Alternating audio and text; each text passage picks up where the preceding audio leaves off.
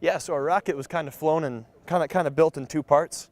We've got our launcher, which is where all the pressure gets built up, all the Alka-Seltzer gets mixed, and we've got our rocket, which houses all of our electronics, the altimeter, which says how high we go, and that's what comes flying out and goes to 430 feet. How long did it take you guys to put all this together? Probably about 3-4 weeks to get our first prototype, then another 3 weeks to get it all finished. How did you pick these different pieces for this? How did you figure that out? A lot of it was actually ease of construction. We knew we needed a pressure chamber and we needed a launch tube, and we wanted to work with tubes essentially because it makes our job a lot easier. Metals were outlawed, so PVC was the natural choice. We reinforced it because we weren't sure if it could handle the pressures we were dealing with, but beyond that, yeah. And you guys had it go how far? How high, I guess? 430 feet. So. That's pretty cool. Yeah. Now, why did you guys decide to get into this? Well, he was in it from the start. He's been a part of Rocket Team till his sophomore year. He's a senior now, and he actually met one of our friends and talked us into coming to the meeting. And me, my roommate, and him joined this project too. Yeah. So he had manned most of it. Now, Rocket Team's been a part of what we do at the university for a while here now, and this is kind of a side competition for us. Our main competition is usually building 14-foot tall, 100-pound rockets that go to 30,000 feet. So this was kind of a sideshow to see what we could do on a much smaller, much faster, much more technical project. So. And you have the chamber, is that the chamber down there? Or? Yeah, yep. The design, tell me about the design here, color-wise, what you guys are going for there.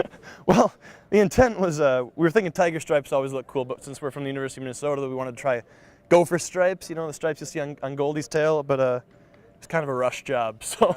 And it turned out perfect. It looks beautiful. We're so proud.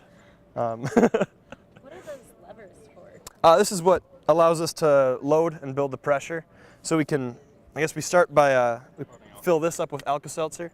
Then we can close this lever, seal the chamber. We have water in here.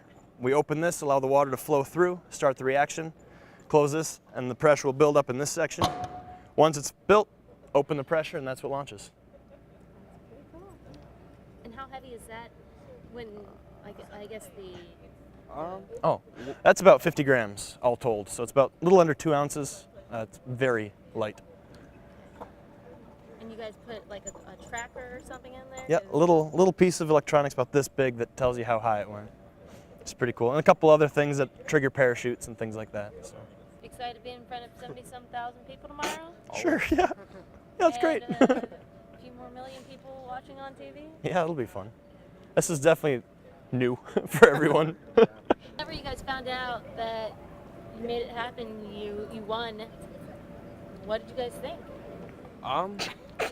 One thing, it was kind of terrifying. A team that went before us, their altimeter didn't read out a value, so we sprinted over and went to check ours, and we had to load it because it actually shows it on a phone that connects to it. So we connect the phone, and then it's downloading something, but we don't know if it worked.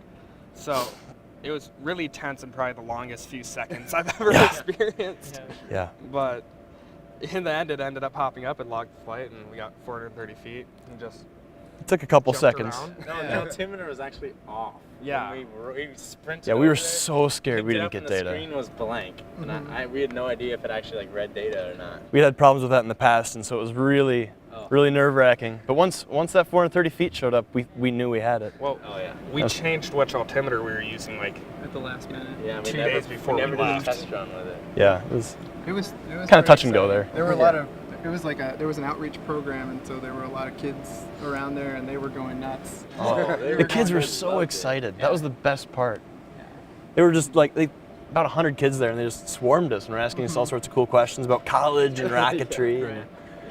It was definitely the best part of the whole experience. And then the Guinness World Record judge was looking over our shoulder the whole time, and then once he got the number, he went up on the stage and announced that we were the new winners. So that was awesome.